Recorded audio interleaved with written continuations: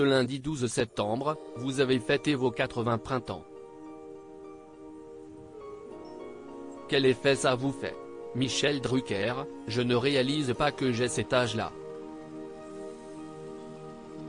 Quand mes parents ont eu 80 ans, j'ai le souvenir de les avoir trouvés vieux.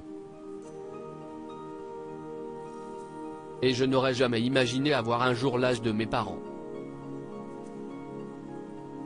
Aznavour disait: vieillir évidemment, devenir vieux jamais. En réalité, ce qui me fait le plus plaisir, c'est de faire ma 58e rentrée et ma 23e pour Vivement Dimanche. C'est miraculeux, surtout après les 2 ans que je viens de passer. Comment vous êtes-vous préparé à cette rentrée? J'ai gardé le même rythme d'entraînement que celui que je suivais au moment de ma rééducation. Je fais 1 heure de sport par jour, du rameur, avec l'appareil que m'a offert Jean-Claude Killy. J'ai mon tapis d'abdos et j'ai mon vélo.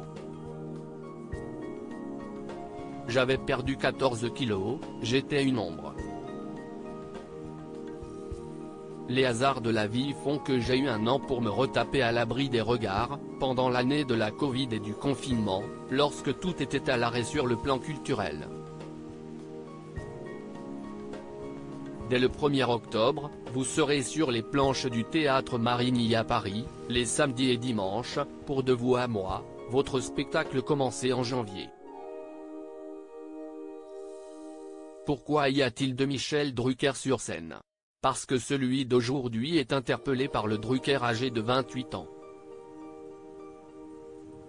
Il y a beaucoup d'autodérision dans ce spectacle. Le Drucker jeune, ce n'est ni un hologramme, ni du morphing, ni une archive. C'est autre chose. C'est une idée de Stéphanie Jarre, la fille de Dany Saval, son épouse, note de la rédaction. Avec les conseils de 2-3 copains dont Philippe Caverivière, j'ai écrit De vous à moi quand j'étais à l'hôpital. Je me suis inspiré de ce que j'ai vécu. À un moment, vous imaginez les unes des journaux qui annoncent votre mort. Vous est-il vraiment arrivé d'y penser? Oui, quand j'étais hospitalisé. On m'a dit que, à la suite de l'opération que j'allais subir, j'avais 40% de risque d'y rester. J'ai alors pensé que j'allais rejoindre tous ceux que j'ai aimés. Finalement, je suis resté des mois dans ma chambre à ne voir personne puisque les visites étaient interdites à cause de la crise sanitaire. Aujourd'hui, vous êtes loin de tout ça. Sur quels autres projets travaillez-vous? Je vous donne un scoop, pour décembre, nous préparons 2 émissions en prime time sur France 3 qui célébreront les 40 ans de Champs-Élysées.